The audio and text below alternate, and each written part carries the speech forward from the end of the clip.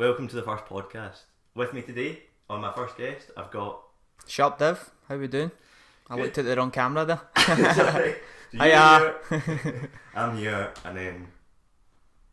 But yeah, so first of all, thanks for coming on the podcast. You've also started your own one as well recently. But I think, first things first, congratulations on hitting 10k. Thank you, mate. How does it feel? It felt good, actually. It felt really good, honestly. Did it feel like a milestone? Did it feel like different to all the other ones? Or? Kinda, aye. Yeah. It did. It was a long road. Obviously, Yeah. I started in 2016. Fast forwarding 2 years later, Yeah.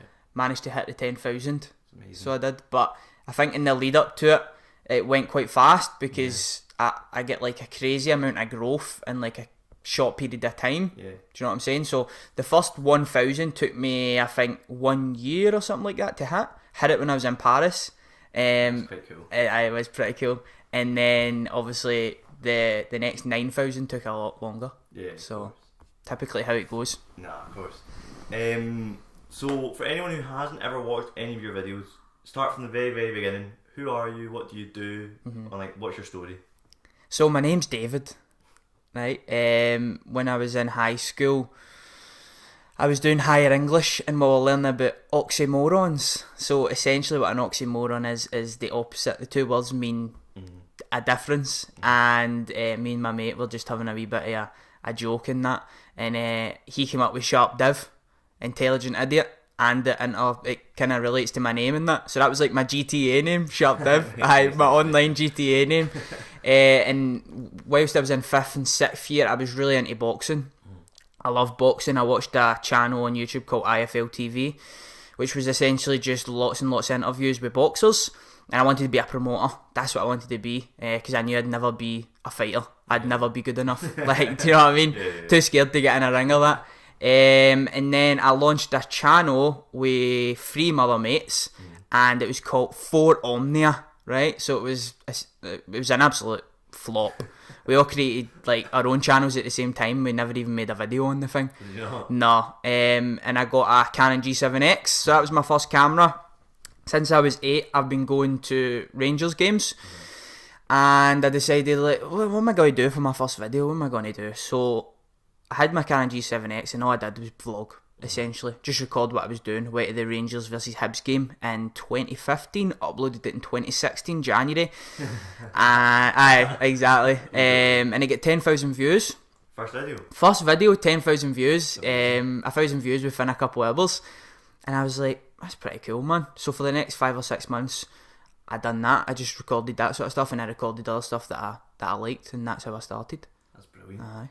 So why don't you let us know a wee bit more about you? So who are you as a person, and who were you before YouTube, and then what's YouTube changed about you, or has it changed you in any way? Aye, I'd say it has changed me a lot. In high school, I loved sports. I played football full time. I was in high school essentially until again about 5th year, when my team folded. So for about a year, I was getting fat, and I got like severely fat. And then I turned to basketball, and I started losing weight, and I enjoyed that. And basically, I'm just really invested in sports. I love sports. I love football. I love basketball. I love boxing. I love all sports and talking about sports and all that sort of stuff. So essentially that's what my channel is about right now. It's about football. I'm trying to get a wee bit of fitness in there because I've started fitness as well for the last 6 months, I would say. But we started the year January. That's when I really tried to give it my best shot, essentially, in fitness. So that's kind of me. Sports. Other than that, I quite like going to the movies. Like movies? I like movies, mate. Yeah. And I like making movies, so it all makes sense. Hand in hand. What kind of films do you like? Like comedies? Is it horror films? It used to be comedies, Yeah. but right now it's just a bit of everything, honestly. Aye. I went to see Halloween recently. Oh yeah, how was it? It was alright. Was it? Aye. I can't. It wasn't the horror best. films. No. But like Michael Myers is the guy that I'm most scared of. Really? Honestly, aye. I went to Blackpool about 3 or 4 years ago with my girlfriend, and we went into the horror house, right? And I'm loving it. You know what I mean? I'm just, this is a canter. This is easy, right? And we get to a hall, and I look up the hall, and Michael Myers is at the end of it, and I'm just thinking in my head, what if this guy just like takes it seriously today. Do you know what I mean? And it is the Michael Myers, and he just. Do you know what I mean? He's just managed to get. Aye, exactly. So, oh, there he is. The cat's here. Hopefully, it doesn't attack me. He won't. He's quite friendly. Good stuff, man. Good stuff. So, why did you start making a YouTube channel? So you said you made one with your friends, and at the same time you all kind of made your own one. Why was that? It was just because I enjoyed doing it. I enjoyed watching it, essentially. So, were you watching YouTube? Like, yeah, was it a long time you were watching YouTube? Was it maybe a year before? So, as I said, it started with IFL TV, right? And then it kind of crossed over to Sidemen, FIFA videos, because I played a lot of FIFA, obviously, high school and that, pro clubs, Ultimate Team, all that business. So, I watched like Mini Minter and KSI and like all that sort of stuff, Spencer FC and all those type of guys. And then I started watching vloggers, and I started watching all different people, and I realised that there was communities of people. Do you know what I mean? I realised that YouTube wasn't just videos of cats, funny cat videos. There was so many people think it is at the start. Exactly. It probably was at the start. I think that we're starting to kind of transition now, and there's a lot of people that are building multi-million pound businesses from being a social media influencer on YouTube. Well, I don't know. I mean, we talked about it in the past, but I don't know how much you watch of like Jake Paul and stuff. I've watched a lot of Jake Paul and Logan. Did you watch the Shane Dawson thing? I did. I watched every episode. So first of all, they were absolutely brilliant. I don't know what you thought about them.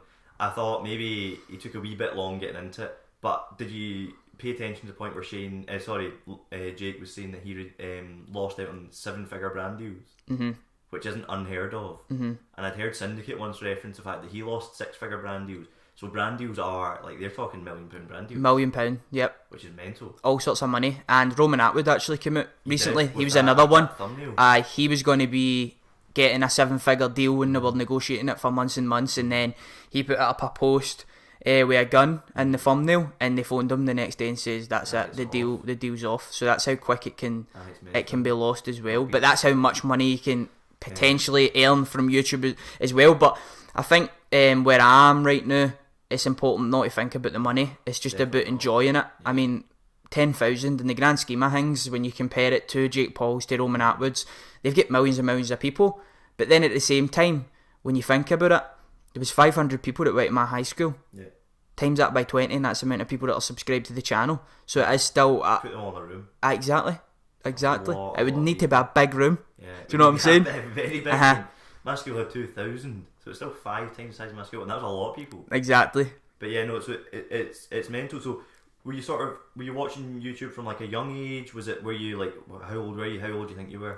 No, I got into YouTube much older than a lot of people. I know a lot of people watched it for the OG days in 2006 all the way through and that, which I think would have been the best time to start YouTube, because it wasn't saturated and that. Was it the best time to start YouTube? Because how many of them still exist? True. There's very few. True, but at the same time, you had no competition. Aye. Yeah. It was less saturated. It's like that new app that's coming out, TikTok. I want to get started in that. I want to start investigating that, because... So you say new app? Do you know it's not a new app? Not necessarily new, right? It was Musically, but it's made a transition into TikTok / Vine. That's the kind of vibe I'm getting from it. But aye, that's a new and up-and-coming one. And there's all sorts of ads on Facebook, Instagram, YouTube. It's everywhere. That's going to be the next thing, man. So I want to have a wee look at that as well. It's interesting because it's actually like, you see the people that make videos on like Fiverr and stuff like that, like paying random people to do stupid stuff. They're making videos like what they like used to make videos watching like musicals and stuff and just kind of rating them, but now it's TikToks. But no, I kind of agree with it. I got actually offered to do a deal on TikTok, which didn't quite come to fruition in the end. But it's interesting because when the email came out and stuff like that, they were talking about how they were trying to branch away from just the music stuff. So they wanted like fitness content on it, which I thought was really interesting, but a bit different. Yeah. Considering what the app is and like who the target audience was on the app. But I thought it was a really interesting thing. So you talked about supporting Rangers from a young age. So I think it's pretty important that we do talk about Rangers. I think that's quite a pivotal part of you and your definitely. Why did you start supporting Rangers? Well, I was kind of forced into supporting Rangers, obviously. My dad was a Rangers fan, my granddad was a Rangers fan. All through the generations, they were Rangers fans, and they were big Rangers fans. Yeah. So, for a young age, I was wearing Rangers strips. There's a picture of me in the court with a Rangers strip on. My first kit was like that size. It was Mikel Arteta on the back. But surprisingly, I wasn't always interested in football, and I never really get started until a bit later on. Yeah. In terms of actually playing football and that. but then it was like anything. See, when I start playing something, I want to be the best at it. Yeah. Do you know what I mean? I think, and even I think every YouTuber needs to have a bit of that in them. Aye, you need to have a wee bit of that, and you need to have that drive in you. Definitely. And football was the exact same for me, and running was the exact same, basketball was the exact same, YouTube is the exact same, business is the exact same. It's just, it must just be my mindset and how I approach things. But at that time when I got involved in football, man, I was just no interested in the fitness side. But technically I was a good player, because I used to just go out, like, for example, every single day I used to just go into like my nana's garden, and I'd just get a ball and kick it off the wall, and the rules were that it was only allowed one bounce, and I'd go for hundreds of touches. Do you know what I mean? You used to do that. Exactly. So anyway, I get taken to my first Rangers game a bit later on, because I wasn't forced to go to the matches, even though I was forced to wear the strips and that. Well, I wasn't necessarily forced to wear the strips. I was a big Rangers fan, but I just wasn't that interested in it. Do you know what I'm saying? Like, I wouldn't pure watch the games or be that interested in going. But my first game was Rangers versus Middlesbrough, and I sat in the Broomland front. But in my recollection, I thought it was Copeland front, which is the opposite side. But in looking back at photos, it was the Broomland front, which is where I sit now. Did you lose? No, we didn't. You didn't? We didn't. We played Middlesbrough, who were a Premier League team at the time. We won 1-0. And Thomas Buffel, a Rangers legend, scored the goal. And I can remember it well. I remember it was when Paul Le Guen had just come in. And there was a goalie called Letizia, a French guy. And so the stadium's full. There's 50,000 fans in the stadium, right? And the one and only time. Exact. Oh, aye, right. Yeah. Their stadium's always full, honestly. I think it's the other side of the city whose stadium's not always full. But anyway, I'm sitting there, and I'm sitting next to my dad, and the goalie's obviously about 100 yards away, and I'm shouting on him. And my dad's like, David, he's not going to hear you, pal. Just get a rest. Do you know what I mean? I'm trying to get his attention. As if mid-game he's just going to kind of turn around to me and be like, alright, Dev. Hey, what's happening, wee man? You're going to create a YouTube channel in the future? Top at me. Aye. So that's pretty much how I get started in supporting the club and that. It's understandable. I think that's probably quite how a lot of people kind of start off. What do your family think about your YouTube channel? Are they? I mean, I'm guessing they're probably proud of it, but were they surprised? Like, what was their reaction initially? Have they always been supportive? I definitely were being supportive. My dad's a poser, so in the first video, he was in it and he loves it. Do you know what I mean? Aye, he loves it. SharpDiv loves it. My mum, she's not really that active on social media. She's maybe more a like Facebook user of that, right? So she doesn't really necessarily know how to work your YouTube and that sort of stuff. But she's like quite surprised sometimes at the fact that some people she'll know are friends, like middle-aged women and that, will be like, oh, I seen David's video. And she'll be, in her head, she's probably thinking, alright, that's a bit weird. But at the same time, like, thinking, alright, like, this is actually something here. Do you know what I'm saying? When those kind of people are paying attention, then it's becoming more of a mainstream thing, rather than it just being like sort of 10-year-olds that are all watching something on their phones or on their laptops. All of a sudden, you're getting middle-aged women watching something they might not be particularly overly interested in at first, but then maybe get interested in you, or they know you personally or whatever. Exactly. It shows you that it's not, the audience is changing, which I think is a really interesting point. I think that the YouTube audience is changing, and I think with stuff like the Shane Dawson's coming out with, then the whole content's changing. I think we're getting away from less of the cat videos and more into high production, almost movie-like things. Yeah. Like, so we're talking about Shane Dawson again. For anyone that didn't watch, Shane did a documentary series following Jake Paul, who's one of the biggest creators on the internet, and it was a 8-part series. Aye. 7 or 8-part series it was. Oh, the fun. The 8-part series, yeah. And it was all about 40, 50 minute videos, wasn't it? It was about 45 minute long. It was an absolute miracle how he stretched it that long, honestly. But I think, see, my opinion of it was that it was good in that and I enjoyed it. But see, at the same time, the whole way it started it with the sociopath stuff, like, everybody would look at that and think, right, he's turned a corner there. He's realised he did wrong and he's turned a corner. But see, the more I thought about it, the more I thought, oh, Shane Dawson's an OG YouTuber. He's been here since the beginning. The more I thought about it, the more I sort of thought that it was strategic. And the reason why he started it with the whole sociopath stuff was because he wanted backlash and he wanted people to talk about it in that sense. 100%. And then for him to get the credit, Yeah. Shane's turned that around and now everybody's enjoying it again. Well done, Shane. Brilliant. It was 100% tactics. It was absolutely genius from start to finish. Not maybe because it was all... Maybe I didn't find the first couple of episodes quite as enjoying as the last ones, because I thought the whole sociopath stuff was a wee bit... I didn't find it as much interesting. It just died. It just left. Mm-hmm. Like, there was nothing. Yeah, there was nothing on sociopath after about the you could third tell episode. instantly that the whole thing was strategic. So from initially, what was he? I can't remember what he was planning. Maybe 2 episodes a week or something like that. To then all of a sudden he had to re-edit stuff, and then the episode was delayed. That people were angry about it, but they were interested. Yep. So like people like me, it was like, oh, he would say one of the videos was coming out on a Thursday or something, and then before you know it comes to Thursday, oh, I've not got it edited. It'll be Monday. And it's being re-edited and it's being rejigged, and then you're like, why is it being re-edited? Why is it? In the meantime, more people are watching more of his videos. And did you look at Social Blade stats over the time? I didn't look at Social Blade stats, but something that really intrigued me was the fact that it transcended YouTube in a sense, that everybody was watching it. Yeah, definitely. Everybody was watching it. 2 seconds.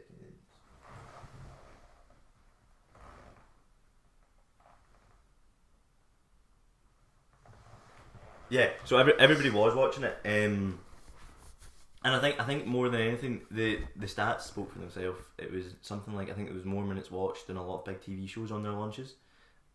More views.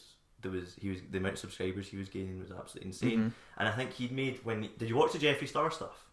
I ended up going back and watching that because I'd seen a wee bit of Shane on other things, but I'd never really watched any of his stuff. And I went back and watched about half an hour of the Jeffree Star. I wasn't really into that, but then I started watching the Tanacon one, and that was fascinating. That was really good, and it was a different side to Shane as well. It was more you could tell he's got so much knowledge in YouTube in that series, but in this series, I never thought as though he kind of came across as being giving it all the dramatics and that. I thought as well that I think in maybe the Jeffree and the Tanacon ones, he didn't intend on maybe how they came out, so I don't think he intended on them being these massive things. So when he went into it with the kind of naive, honest approach, and I'm not saying he didn't do that for the Jake Paul one, but I think when he went into the Jake Paul one, he knew what it was going to be, and then they did it accordingly. So I think they made it more dramatic. As he said, he edited it a bit like horror at the start. He edited it with like horror music and stuff like that. He kind of related it to his conspiracy theory videos that also were absolutely immense. Banging. Do you know what I'm saying? Like, we're talking 15+ million views on every single video. But you know the thing is, he doesn't get any money on them. He doesn't? No. They're demonetised, eh? Almost all his videos get demonetised, and that's why I think this Jake Paul thing would have made him an absolute bank. Not only the fact they were sponsored, but like, are we even going to get into that? Oh my god, we can. Do you want to touch on it? If you want. Do you know? Yeah, I do know. If you want to give a wee bit of backstory on it. So, how many of the videos were sponsored? Was it 2? I can only remember 1. Right. But it might have been 2. I'm pretty certain at least episodes 1 and 2 were sponsored. And what's the company called? Is it Better Help? Better Help, aye, that's right. Help.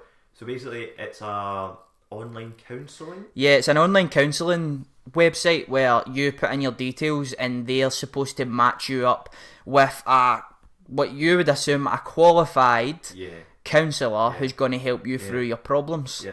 But that just wasn't the case. No. And there was a whole backlash behind it. And DeFranco came up under a lot of fire. Aye, because it all went back to Philip DeFranco. Yeah. Because apparently... Because he wasn't the only one involved. He wasn't, but apparently his company basically owned BetterHelp. So it was, and he was the one that was pushing it. So the way that I envisioned it is Philip DeFranco was like maybe reaching out to a Shane, and he was a spokesperson, and he was boom. I think he owns a company that does sponsorships for other people. So I think he obviously went through the YouTube process and realised, okay, how do I get these sponsorships? I can earn money by getting other people's sponsorships because I've got these connections now. Exactly. So I think he has a kind of middleman company or something like that.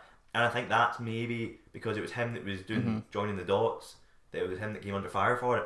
But I mean, to anyone who wants to find out about it, obviously you can go and watch. There's tons of stuff online about it. We won't get into it all. But Shane just kind of left it. I don't think he ever talked about it once. No, he didn't. He didn't. But yeah, so it just seemed a bit bizarre that you have a counselling thing that all of a sudden kind of became into a money making scam. Essentially. And one of the biggest series that's ever happened on YouTube. Yeah, the biggest. I don't think there's a series that could be... I mean, there's videos that have more views, but Is there a series that has more parts and has more views? I don't think so. I don't think so. No. I don't think there's been a series on YouTube that has been that big and transcended it so much. Like the full YouTube world, every single community and every single genre were watching that series. They literally were like. I was watching. Do you know Dr. Disrespect? I've heard the Doctor. I don't really know. So he's on Twitch. Oh, he's a Twitch guy, yeah. And I was watching one of his things, and he was talking about it. And not only he was talking about it, like just everybody from every genre, like you said. Well, I seen Christian was watching it as well, who's a fitness YouTuber, one of the biggest fitness YouTubers. He was watching it. You had gaming, you had because he's kind of got connections through Jeffy to the makeup stuff. Yeah. There was a whole makeup world was watching it, and then all Shane's fans were watching it, which are massive, which are a completely different audience to Jake's fans. Oh God, like couldn't be any more different. Night and day, but no, they're not. The way that he manufactured it was absolutely insanely good. It was. What a good job he done. So get back onto yourself a wee bit. Talking about your YouTube again. What is your goals? So maybe give me some like short term goals, maybe some more longer term goals. What was your ultimate aim when you started your channel? Was there a name? No, there wasn't a name. No, there definitely wasn't a name. And I always say, people always ask me, when did you start taking it seriously? And I always say, I feel like I just started taking it seriously. So for the longest time, for maybe 6 months, I would upload once a month, or then there was a period where I went 3 or 4 months without even uploading. And even though I had some subscribers, there wasn't an actual community. So it wasn't until I made the decision, right, I'm actually going to put more effort into this. I'm going to regularly upload videos. I'm going to put some pressure on myself, and I'm actually going to upload what the people want me to upload as well. And that's when I started doing more football videos and more sit down videos, because before that I looked down on sit down videos because they're just very, very simple to make, very quick, very effective, very easy to edit, right? But at the same time, I'm thinking in my head, like, I don't know how much you've watched my content, I watched quite a bit, but I always like to be as good as possible. So if it comes to it, I'm going to be reaching out to cameramen, I'm going to be reaching out to editors, I'm going to be reaching out to blah blah blah, and I'm going to be trying to make my video as good as fucking possible. But at the same time, people are just saying, just sit down and talk about something. And in my head, I'm fighting against that, and I'm like, nah, I don't want to do that. But at the same time, that's what they want. So when I decided that's what I was going to do, and I was going to do more of that, the channel started to pick up and the community started to grow.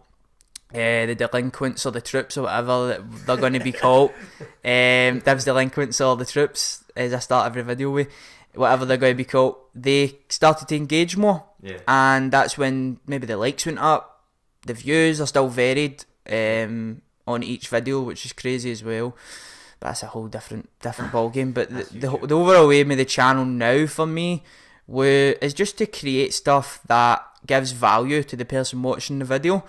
So I want people to tune into my video and either be entertained, educated, feel some sort of relatability to me, and maybe sometimes even get a wee laugh from it and pick them up and give them a good feeling, essentially, and inspire. That's pretty much what I want to do with the channel. So I've started the podcast.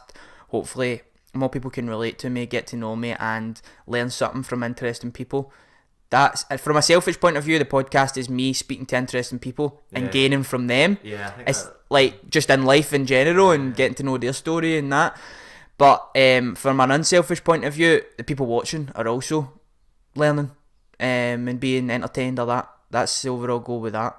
So pretty much. What do you want to do with your channel in the short term? So like, are you going to be daily uploading? Are you weekly uploading? Like, have you got plans to, I don't know, are you working with Rangers in any way, or? Nah, I'm not. No. I'm not working with Rangers in any way, but that would be a dream. That would definitely be a dream for me to do something with Rangers. Even if it just be a challenge video with a football player, or just to go to the ground, do a vlog, honestly. I done something similar with Falkirk FC recently, where I went to the match, and that was through Bachi, who's another YouTuber who's doing some freelance videography, and he invited me along to kind of help him with that project. And in doing that, I got other shots and ended up making into a YouTube video in that as well. If I could do something like that with Rangers, that would be class. But I'm not working with Rangers. I'm not doing anything of that with Rangers right now. But the overall goals would be to kind of go down that avenue. And I want to try and increase the production, get better. And I've got 5 kind of series that I'm working on, that I want to work on, and that would be my Rangers vlogs, post-match videos, fitness series, the podcast, and a documentary. A documentary? A documentary. I've done a documentary before, but it was very scattered, and it wasn't done to the best of my ability. Can you talk about said documentary? Not necessarily. I got some sponsorship for it, just a very small amount so far. Still looking for more sponsorship for it, just for travel expenses and that, and just being able to speak to a lot of people. But it's about, in my opinion, a cool topic. A cool topic. We'll leave it at that. That transcends me quite nicely into something I was going to get onto. So this wee spot here right now in the podcast is open to sponsorships. So is mine, by the way.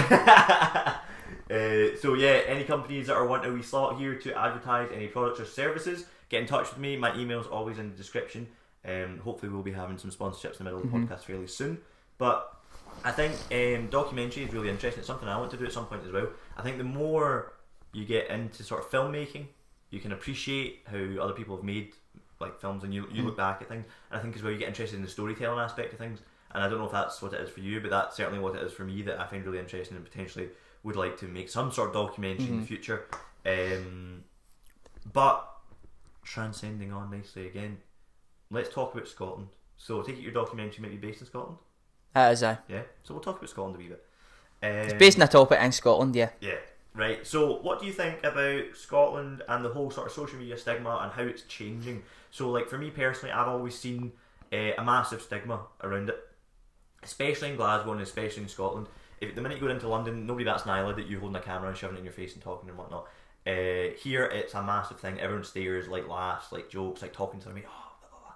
But what do you think about it? Do you think it's changing? Do you not think it's changing? Or I think it is changing. Yeah. It's starting to change, definitely, because I think that the youth that are coming through have came through watching YouTube and respecting YouTube. If you go into high schools and that now, you asked first to third year, would you want to be? A lot of them are going to say that they want to be YouTubers. Most of them now. Hi, most of them are going to say that they're going to be YouTubers or they want to be YouTubers, because it's completely changing. And you're absolutely right, and I've spoken about it a lot in terms of Scotland's advancement in social media, and I'm really, really glad that I think that it's coming out of the dark ages right now, and I think that soon you will be able to do things that you'd be able to do in London or New York or LA, especially LA, because they're all just actors and fucking comedians and that over there. They've all got their cameras. I think that it is changing, and Scottish YouTube is rising. I'm meeting more and more creators like yourself, like many other people that I'm meeting right now, and they want to get into it.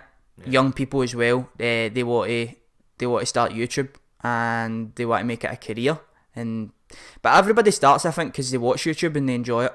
And I was the exact same. You're probably the exact same as well. But it's just taking that step, and I never took it in high school, but there was a boy in my high school that did, and he was slagged to fuck. And I used to actually be on his side, essentially, right? But then one day he was cheeky to me, so I was just like, fuck you as well. Do you know what I mean? So you just kind of get that avenue and that hole with that. What's your biggest piece of advice then to someone, especially Scottish, who's looking to start YouTube? Is there any different advice you'd give to someone who's Scottish rather than someone who's from somewhere else? Definitely. Because I can relate to people from Scotland. I know what it's like to start a YouTube channel, and there was one time I came out of college and there was a wee group of guys, there was about 15 of them, and I was a lot smaller at the time, under 5k I think, and a few of the wee guys, oh SharpDiv, how you doing and that, and then there was a wee gobby guy, and he was like, you know, embarrassed making YouTube videos? And I was like, no. I says, how should I be embarrassed? Why would you be embarrassed? Exactly. But that's just, do you know what it comes down to then? My one piece of advice, right, would be, don't swear. Don't give a fuck what anybody else thinks. And then see, once you can achieve that mindset of no caring what the next man thinks or the next girl thinks, sorted. You're going to do well. Honestly. Because I don't care what anybody thinks. I don't care if you're a millionaire. I don't care if you are anything. I'm going to be myself around you. Yes, there might be an awkward point as well in getting to know somebody, but I'm going to be myself around people, and I'm the exact same on YouTube. That's good. That's what you should. And I don't care what the next person says. I don't care about hate comments. I don't care about what anybody says about me. I believe in what I'm trying to achieve, and I'm going to achieve it. So that's the way I look at it. And if you want to get started in YouTube, I would strongly advise you to. If it's something that you're passionate about, it might not even be YouTube. It might be fucking making model aeroplanes. Start it. Yeah. Just do it. Yeah, 100%. There's no point in waiting. No, I totally agree. And I think especially in Scotland, I think there's definitely a stigma around sort of pursuing a hobby unless it is one of the things that are accepted, like football or a sport, or I'm trying to think. There's really there's not that many hobbies that aren't stigmatized here. No, everything is. It's like the Kevin Bridges. Is it Kevin Bridges or? I think it's the Kevin Bridges joke. No, Frankie Boyle, one of them anyway. And he's talking about walking through Glasgow with a pair of gloves. Mm-hmm. And this just summarises Glasgow and that up. And I love people for Glasgow, I love people for Scotland and that. But this is just a cultural thing that does happen here. He made a joke, obviously. He can get slagged for rating, walking through Glasgow, and he's wearing gloves, and he's talking about a time where he's walking through the city centre and a car goes past and somebody puts the window down and shouts at it, "Gloves, ya prick!" As if wearing gloves is something to be slagged about. Do you know what I mean? Yeah. So could you picture putting a camera in front of your face and people just don't understand it, but I think that more and more people are starting to understand it. It's no a narcissistic or vain kind of thing. It's it's a norm right now, and it's a way of storytelling, it's a way of expressing yourself. It's a way of meeting people as well. And yeah, 100%. Like, we wouldn't have met. Exactly. But I think for me, it's definitely nothing to do with vanity in the slightest. It's more a case of, as you said, I've watched YouTube a long time, so I was really interested in it. Mm-hmm. I wanted to also create memories that I could look back on. As much as I tried to watch a couple of my older videos and really couldn't do Cringe. it. Horrendous, but that's for another day. We can watch some older videos one day. But it's more a memory bank for me. So like all the stuff, like I know you kind of talked about holidays in one of your videos, but for me, filming the holidays is really interesting because I love looking back on it and stuff like that. And obviously we don't know whatever's going to happen, but I'd love to be able to show my kids it, and I'd love to be able to say like, oh yeah, I was like in the 19th of November 2016, this is what I was doing. But as well as that, I think it's a really interesting way of learning about marketing. So mate, I definitely is. I think I had, do you know, right, I am doing marketing, that's what I do it for companies, but I got a guy and he messaged me on Instagram and he was asking me about it, and I said, learn to market yourself and now before you market something else. And I thought that for me that's what I took from YouTube more than anything, is that I got a degree in marketing and I learned absolutely nothing from it compared to what I'm actually doing now day to day. Like what I'm doing for clients and businesses is all that I taught myself through doing YouTube and through doing Instagram and stuff like that. And that's as a result of that, you have loads of wee kids who are learning about this kind of stuff and then can go and take that further on. So they're going to come out with more practical, in my opinion, more practical marketing knowledge than somebody with a degree. And I think that's a really important aspect to not forget as well, that you also teach yourself how to learn, because I think for me, I struggled to sit in a classroom and get taught things to an extent. Like I didn't, at school wasn't a good time for me. Everybody learns in different ways, and I think that a great way of learning, and I've found, is through just doing it yourself. And so I could have left school and went and done a degree. But I never had the qualifications to go and do sport, which was what I wanted. I had like the qualifications to go straight in. I think I got 4 A's and a B at higher level, right? So I could have went in and I could have did something, but it'd have probably been sociology or something stupid like that I never wanted to do.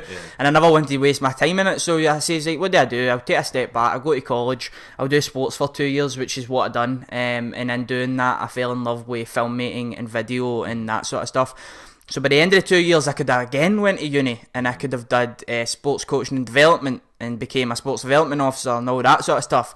But I decided again, no. I says it's no for me. And if I'm going to learn, I'm going to, how you doing, wee man? I'm going to go out and do it. And it was the exact same with sports coaching, because I ended up getting a sports coaching job. And I think that the best way to actually learn is to go and do it. And it reminds me of a story that my driving teacher told me.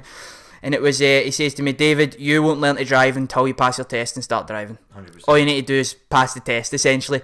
And that's pretty much everything. It's the same. Do you know what I mean? And I value further education and all that, right? But going back to what I do, I've got a video production company named In-Frame Productions.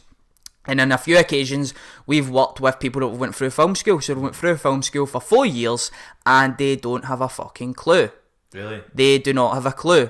So there's a boy that I know, he's a YouTuber who is studying film and television at Glasgow Uni, and I asked him, what's happening? You learning stuff new about cameras and that? He says, no, we don't get a camera until year 3.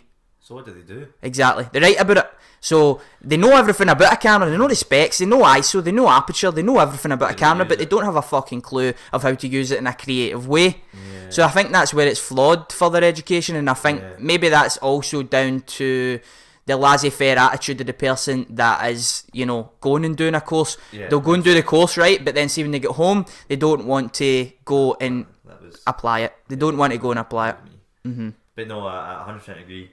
And I think, I don't know about you, but every single thing I've learned about video editing or filmmaking or using a camera or setting up a podcast has been through YouTube. Yeah, I'm the exact same, mate. YouTube everything. I had to Google, I had to search how to record on a camera for over a certain amount of time because the battery was going to die. How to find it? YouTube. Where to find the link for the product? YouTube. Yeah. Taught myself everything from it. And is it the same for yourself? I am completely self-taught, man, and I put in the hours in the editing suite essentially. Do you know what I mean? Like way into 3-4 in the morning most nights. Do you know what I'm saying? Do you enjoy editing? I do. I enjoy it. Sometimes I do, sometimes I don't. Aye. No, I don't think I would give up the editing, but sometimes it can be a wee bit annoying having to edit. Do you know what I mean? I said that I used to edit into like 3 and 4 in the morning, but now I'm no editing into that. And I think it's because of the type of videos that I'm making as well, which kinda I've always got this battle with myself. I make these sit down videos. Is that actually going to progress me as an editor? Yeah, of course. And I have that battle with myself. Whereas there's other videos where I done a video on Paris and my trip to Paris when I used to do videos like that as well. It took me 24 hours to edit. In total, I edited it on a software called iSkysoft with video editor. 35 quid it cost me. It was the worst editing software that you'll get, but it was it's how I learned. Yeah. And I put that time into it, and that video was sucked. Yeah. Do you know what I'm saying? But I still put that time in. Yeah, with next to little reward, literally nothing. No monetary gain at all. No, which I don't care about, because at the end of the day, it's about storytelling. It's about creating something, as you said, that you want to look back on. Yeah, 100%. And that's what that video was for me. But you need to be willing, if you want to get anywhere in life, you need to be willing to put in the work for free. Yeah, 100%. In the beginning. It's like, even owning your own business, as you know, as I know, you need to be willing to put in 16-hour days. Yeah, 100%. You know what I'm saying? It's like, because just now as well, because I've still not finished working my part-time job, there's a lot of days where I'm getting up at sort of 7 in the morning and working until sort of 1 o'clock in the afternoon, and then I need to go do my part-time job from 2 till 10. Mm-hmm. So it's like, it's genuinely work day and night. Yeah. But yeah, no, I 100% agree. Just gonna cut this out again. Oh no, it does record it into, it just splits it. Splits into 2 files. Aye, it does stop, but eventually. Oh, does it? Right, so we'll get back into this a wee bit. So we talked a bit about the social media sort of revolution in Scotland, I want to call it, because I think there is one happening. Kind of spearheaded obviously by Jamie Genevieve, who we've obviously talked about in person beforehand. I disagree. Do you disagree? I disagree. How come? I think that the 2 YouTubers in Scotland that have the best Scottish audience are Batchy HD and Marley 13. I think that they, although have less subscribers than per se, that girl Jamie, or there's other boys out there like Razbowski with almost 1 million, Chaboy, who's the biggest Scottish YouTuber, I believe. But I think that a lot of their audiences are abroad. Yeah. So I don't really think that they're having that much effect. I think Batchy and Marley are having the biggest effect in Scotland right now. Yep. Absolutely. See, I would agree to an extent, but I still think that Jamie's had the biggest effect. Obviously more so on females, but see just the sort of, especially coming from like my school background and how judgy people were of me starting and stuff like that, to all of a sudden seeing 20, 30 girls who I almost definitely would have said something or thought something, to then tweeting about Jamie, oh, I got your merch, or can't wait for your next video and stuff like that. I think it's totally changing. That's the GoPro. Rest in peace, the GoPro. This is the joys of like starting your podcast, man. It's learning. We're at a stage where we need to do everything ourselves as well in YouTube. You know what I'm saying? So you've came in here and you've set absolutely everything up, and you're going to have errors. You're going to have stuff that goes wrong. But it's just learning. Honestly, it took me a good hour and a bit to set this all up. So it looks like we're down to 2 cameras now. I'm hoping the Sony's still working. I'm actually just going to double check that real quick. That's cool, man. You should keep this in because it's funny. No, I don't think it is. No, it's not. It's not? No. No, this is great. There we go, both dummy batteries have failed. Did that even film anything? Did it? I'll just start again. No space on memory card, for fuck's sake. Oh no. There's a memory card over there, I've got spare. Do you want to stop recording on that No, one? no, this is staying in, It's staying in. This is raw. How are we going to do that then, but? I'll figure it out in editing. Oh fuck, this is going to be a very difficult edit for young Marius. This is why you have spare memory cards. I mean, that's a 250 gigabyte memory card that's now full. I'm not from... But you filming in 4K? No. It was, I did have quite a lot of stuff on it already. Uh-huh. So I don't know when that stopped filming, but the GoPro's dead. The Sony is back up and running. Hello. I don't know what time that cut out on. But yeah, so we were saying, so we're doing this, you're doing yours yourself, I'm doing mine myself. I spent an hour trying to set this up, learning about all the new technology. It's not all worked, but it's learning. Exactly, and it goes back to what we were just talking about. So it does, and putting in that work that nobody sees. Exactly. Yeah, definitely, because, well, what I was, like, see when looking back at the old YouTube videos that I started, like I started on a phone, and I started with some free software. I'm not going to say which software, but I started in free software, and I look back on them, and I filmed vertically for like the first like, 2 videos. It's really difficult to go back and no, because see when I put it out there, I was like, why is there black lines? So I do nothing. Yeah. And then I'm like, to then transition to the point now where I've got a very good camera, I've got proper professional editing software, to look at the difference in the videos, and I'm thinking this has to start somewhere as well. The podcast is just a new avenue. It's just a new learning curve again. But we'll take it right back to the social media stuff. So you do Rangers videos, obviously. Yep. You do a lot of videos around Rangers and about what's going on. See, in England, you obviously know about Arsenal Fan TV. I do. Could you ever see yourself or you and some friends who also do Rangers videos? Because I know there's a couple of other guys that you have made Rangers videos with, or you've talked to anyway. Yeah. Could you ever see yourselves kind of becoming a Rangers fan TV, or is that something you want to steer away from? Nah, I stay away from that, to be honest. I did have the concept where a mate of mine, Jax, he came to me with an idea of starting Rangers fan TV, but it would be... I'm saying I want to stay away from it. I want to stay away from what Arsenal fan TV have done. Yeah. If we were to create a Rangers fans TV, it wouldn't be like Arsenal fans TV in the sense that Arsenal fans TV is essentially a meme. Yes. They make videos and other fans tune in to laugh at them. Yeah. So if I was to ever go down a Rangers fans TV avenue, I would try and make it solely more down to just discussion and talking about things and that, and talking about important issues rather than your rants. I can go viral. Do you know what I mean? And get slagged. I don't want other Rangers fans to go viral and get slagged. I can take it. Not everybody can take it. Do you know what I mean?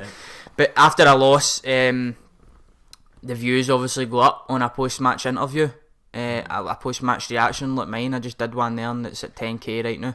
So do you think the ones you do better after a loss? Not necessarily, but for the post-matches, I would say you do better after a loss. Yeah, you do better after a loss in a post-match video, but if I was to do a match day vlog, I'll do better with a win.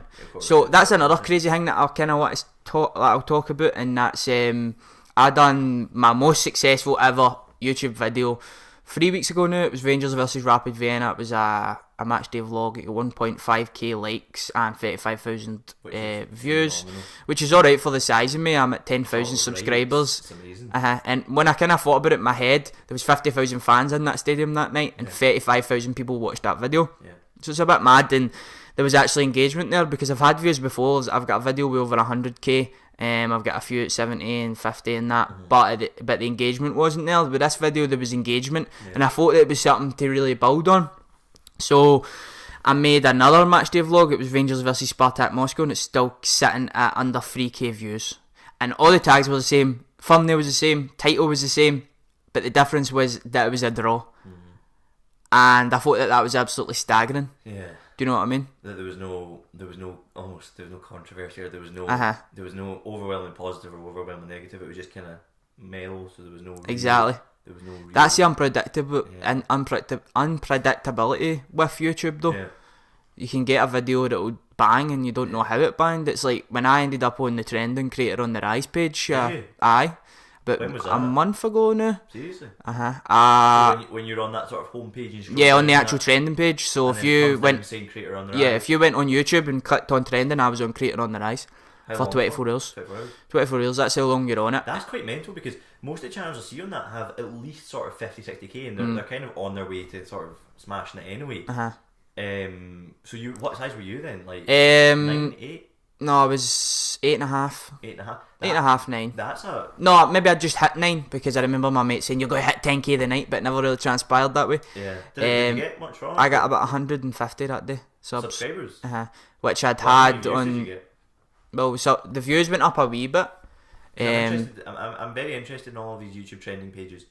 I don't really believe in the YouTube trending page in terms of the videos on it, but I quite like that I ended up in the creator on the Rise thing, and you're not going to complain about it. Man, I was well proud of it. Like, I was having such a shit day as well, and with some family issues, and that happened, and it just heavy picked me up.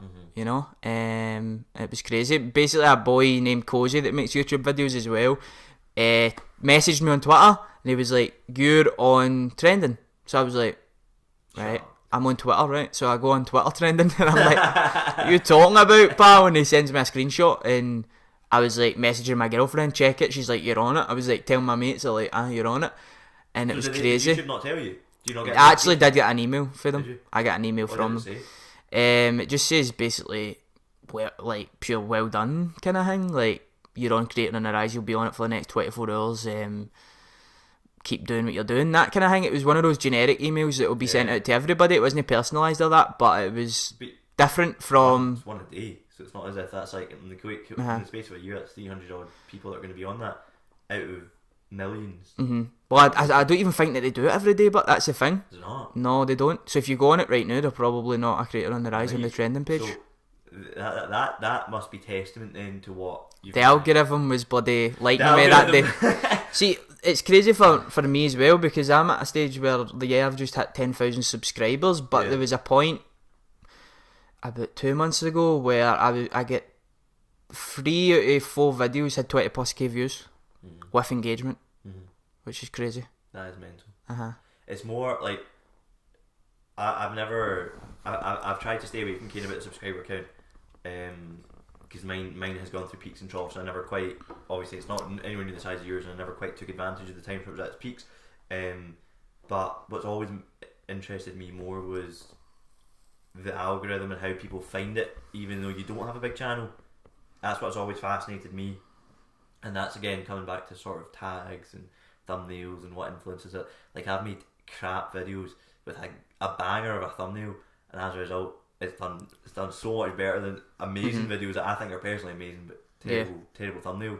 And I think that then pays into how do you get that in. Well, that comes down again to marketing, doesn't it, and how you present it. Your search engine optimization.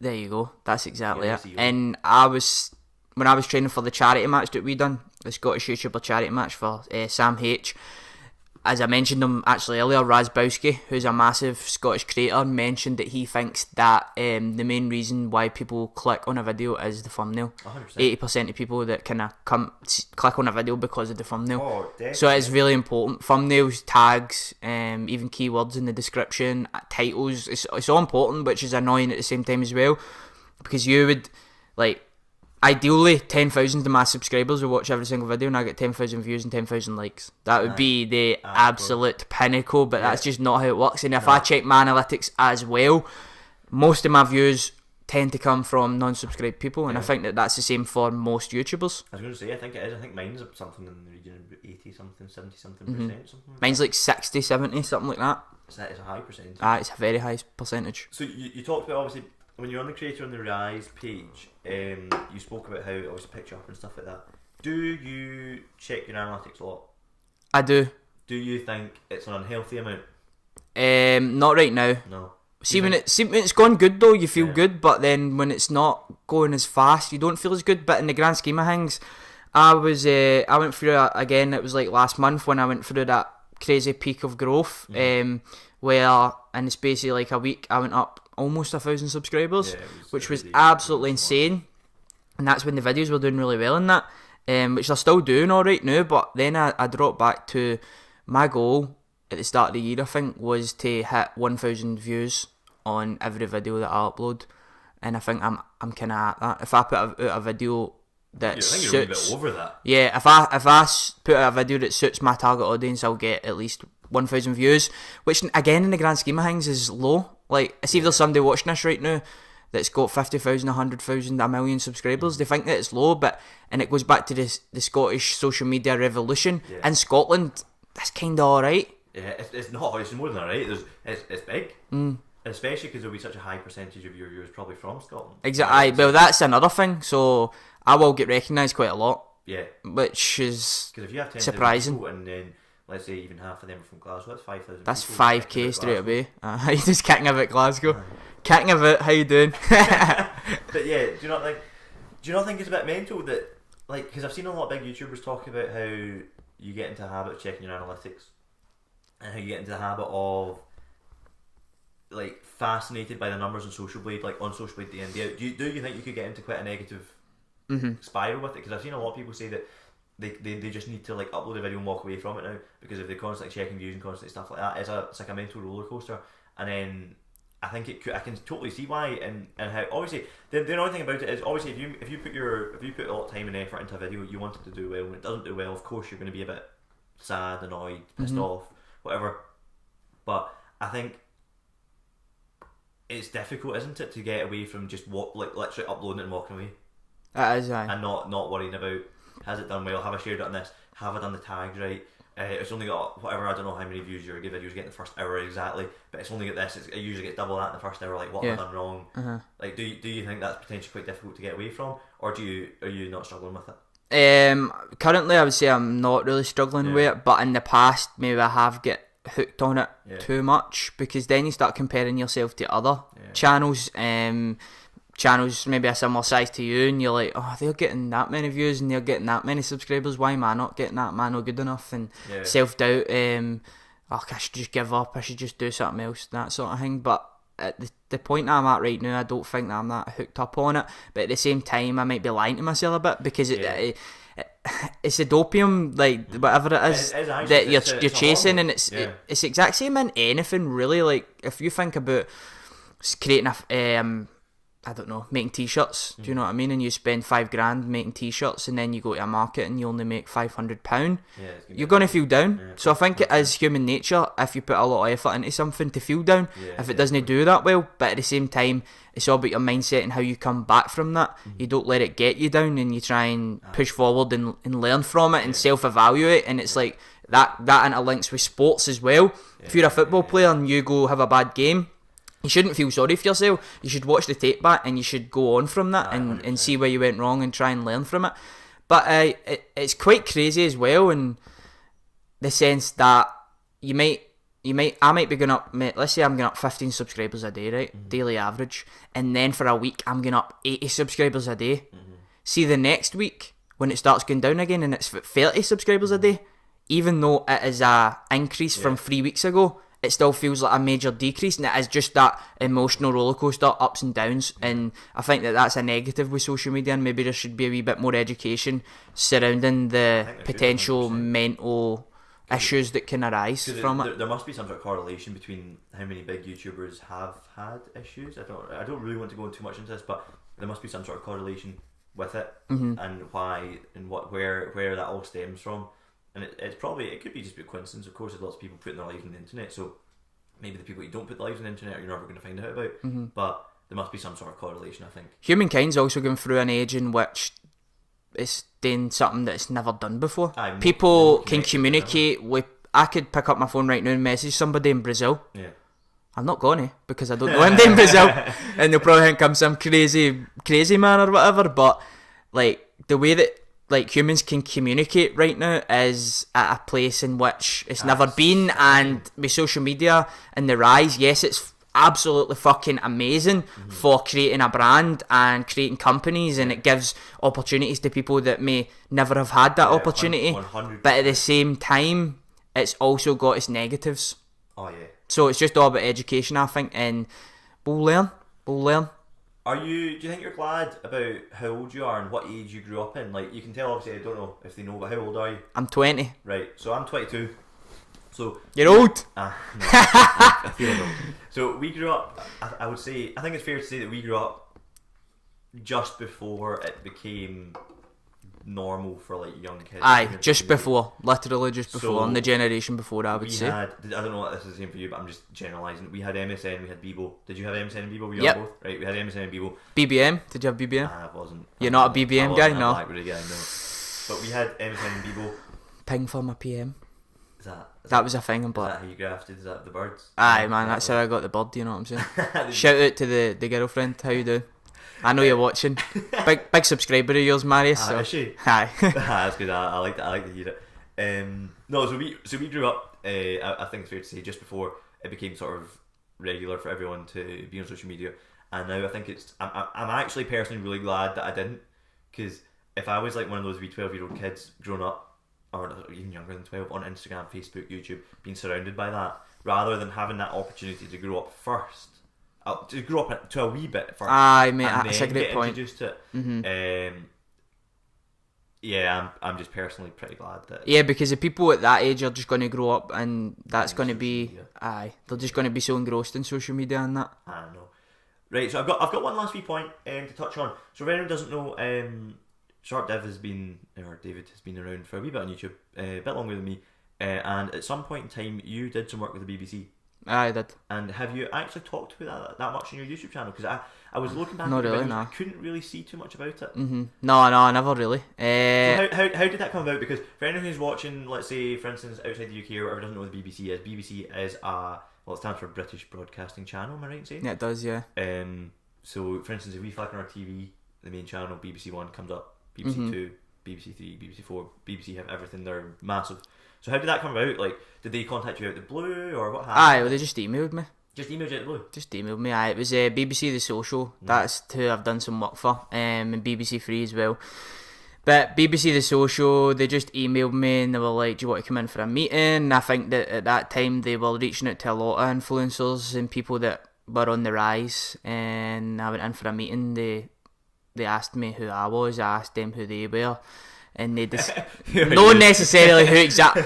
Alright mate, like what you doing here? They knew I was coming, but they just kind of wanted to know more about me, and I told them I wanted to know more about them as well. And of course, we done a few bits together. Yeah. But it kind of died dead in the water, and I never mentioned it that much in my YouTube channel because it was separate anyway, and I'm kind of stuck between a rock and a hard place because I don't really have anything against the BBC or that, but a lot of my target audience hate the BBC because of the way that they feel that they've been treated by the BBC. Yeah, and by that I mean Rangers and the club. BBC are banned from going to anything related with Rangers right now, so we're back. Yeah. So I was stuck between a rock and a hard place, but I never really overthought that, and I'm actually working on another wee project that could potentially end up with on the BBC. Aye. That was what I was going to ask. Which it's made me do a lot of thinking because I was in a meeting about it last night and how my YouTube and that what it can lead on to. But we'll not talk about it because it could die as well. It could, of course it could. But it's interesting because we were talking about Jamie Genevieve and she's got a TV show coming out. I don't know if you knew that. No, I don't. That's probably a bit too harsh on Jamie because I don't really know. I don't really keep up with Jamie. If you're not going to watch her makeup stuff in or whatever. Her demo is more a female. Yeah, 100%. Side of it, so I don't actually know how big her audience is in Scotland. I don't sit and watch it myself. But I think that she does have a lot of American in that. Yeah, I think she definitely does. But she actually has got a BBC TV show coming out. I think everybody does. Is it on the new channel? I think it is, of course, I know. Is that maybe what yours is? No, not necessarily, but about the new BBC. There's a new BBC channel coming out, and there's Yeah. just ideas getting flung about left, right, and centre. A lot of them die. Do you think? Yeah, and a lot of them are false promises. But the Yeah. one that something I'm working on looks quite cool, and I'll be quite avid and interested to get started on it. So I'm looking forward to tuning in to whatever. no getting an exclusive. Nah, I'll probably not find out in December if it's going to Yeah, continue or that. fair enough. But I'm excited to see where that goes. Yeah, 100%. Anything regarding mainstream is interesting. I don't know how I feel always about YouTubers doing mainstream stuff. I find it always more so when they do films, because so many YouTubers have said, why the hell would I ever go to TV, because that's who in general YouTube killed television. I literally have a top that I'm says actually- television killed your vision. I might actually get a top made saying SharpDiv killed television. That'd be quite good. I would look like such a prick, but I think it would be funny. It's fine. But in general, the mainstream media kind of hates YouTube, and they'll take... Aye, exactly. Well, we've seen that with PewDiePie, Oh, and the absolute crucifying of him, Logan Paul, which he totally deserved. I Yeah, thought that 100%. PewDiePie was a wee bit more hard done by, because Yeah. I don't think that he was maliciously being anti-Semitic or that, No, which he was I don't accused think he of, and he lost all brand deals, and essentially YouTube went through an absolute dark age because of that, and the Yeah. monetisation. There was people at 100k that had been able to quit their jobs and take up YouTube as a full-time profession that had to go back and Yep. do their jobs. And that was all caused because of, I think, jealousy from mainstream media, because 'cause he was getting the views and the clicks that they weren't getting, exactly, so they wanted to try and take him down. exactly. And it Like, on a completely different note, actually, subscribe to PewDiePie, because we're not letting T-Series take over. Yeah. Join Mr. Beast's effort. Exactly. Do not let T-Series take over PewDiePie. Can we talk about TCs for a brief second here? I know we're going to like so. Mate, I have such a good point about them, but I'll let you go No, first. no. I just wanted to say that it's the most bizarre, spammy, stupid channel. No, they don't even get views. They don't. They don't give But views where are unless... their subscribers from? Is it fake? I don't know. Did Well, they- what... I have a feeling, because I don't know if anyone doesn't know much about this stuff, but sort of Russia, India, and maybe there's a couple other major countries that have they do a lot of the kind of bot stuff. So see, when you buy subscribers, a lot of the subscriber bots are from Russia and India. Right. So there's like, in Russia you can walk into a supermarket and get subscribers in like a vending machine type thing. And I think India might be the same. madness. I might be just Russia. But anyway, so that's what kind of made me a bit suspect about it. Like, I'm a wee bit suspecting as well of them. I said that pretty. I'm definitely a bit with him, because I watched Mr. Beast's video, and he was saying that because a lot of people in India right now are starting to get internet, and that they are subscribing to the T-Series thing. But I think it was Social Blade that actually put out a tweet, and it was when YouTube had went down for 2 years, and they went, surprising, T-Series are still gaining subscribers. So whilst YouTube was down for 2 hours in the world, T-Series was still gaining subscribers. Right. So there we go. I don't think we need to put 2 and 2 together too much. Mm-hmm. That's interesting. That is. So I'm guessing these bots then work when YouTube isn't. Well, not necessarily saying it's bots or that, but how else can you subscribe if YouTube's down? You can't press that subscribe button. exactly. You put the 2 and 2 together. But I'm just going to end off here with a massive thank you for coming on, being episode 1 of the podcast, the currently unnamed podcast. So currently don't know if it's going to be called the podcast, the unnamed podcast, or there'll be a name in the The future. Unnamed Podcast. That sounds well good. Well, that's what I quite like. It reminds me of Elon Musk's The Boring Company. Yeah, I quite like the unnamed. I went through. It was actually when I was coming back from Berlin. I sat on my phone and I had a lot of time, so I sat on my phone and made about 100 names on the list. Not one of them was any good. So I was just going to go with the podcast, and then I thought I'm going to call it the Unnamed Podcast because I don't have a name, but then I thought that's actually quite a cool name. Yeah. So we might call it the Unnamed Podcast. But anyway, so thank you very much for coming on here. How can people find you? Like, where can people find you? What are your socials? What are your ats? On Twitter at SharpDiv7. Mm-hmm. On Does somebody have Instagram, SharpDiv? me, but I forgot the password. I'm an idiot. SharpDiv on Instagram, youtube.com/SharpDiv on YouTube as well. So that's pretty much. They'll all be linked below anyway. So if anybody wants to go subscribe to him or follow him on any of the socials, you can do so. He's an alright guy. Alright, I'm not that. I'm a bit of an idiot, but I'm alright. I feature in a couple of couple of videos. Yeah, you do. You'll see You my do. handsome face over there. I could literally sit here and speak for about 5 hours, man. So we might need to do a second episode of We this. might need to do a second episode, perhaps. Let us know in the comments below, guys. Yeah, let us know in the comments. If there's anything you want, if you wanted a second episode, what would you like me to ask Mr. SharpDiv, or what would you like Mr. SharpDiv to ask me? If there's anyone who's watching from his channel, is there anything you want to find out about me? But let us know, obviously, in the comments. Let me know in the comments as well. Is there anyone you would like me to speak to in the future?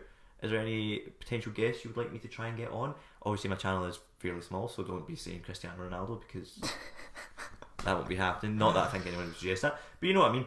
But anyway, guys, that has been episode 1 of the Unnamed podcast. This is your man SharpDiv. My name's Max. Thank you for watching or listening, depending on where you are. Bye.